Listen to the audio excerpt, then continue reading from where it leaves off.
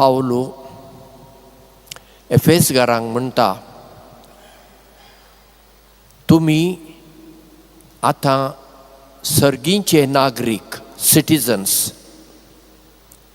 धर्मदुतांच्या आनी प्रवाद्यांच्या बुन्यादीर बांदलेलें तुमी घर आनी जेजू त्या घराचो कोणशा फातोर.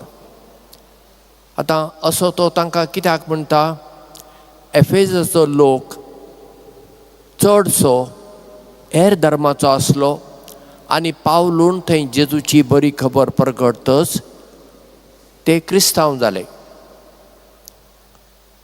आतां तांचे मदें वांटे फांटे आसले जाय जशें आमचे मदें आसात, देखून तो तांकां सगळ्यांक एकवटावंक हें सांगता. तांचें व्हडपण तांच्या गांवांतल्यान येना वा तांच्या शिकपांतल्यान येना, तें येता देवा थावन. हें तो तांकां सांगूंक सोदता. आनी आमचेंय व्हडपण देवा थावन येता, तें आमचें खरें व्हडपण. आनी आमी जेजूक मानता म्हणजे जेजू वरवीं आमी सर्गाचे दायजी जाता. आमकां जेजू थावन सर्गाच्या दायजांत वांटो मेळ्ळा, हें आमचें व्हडपण आमी समजूंक जाय.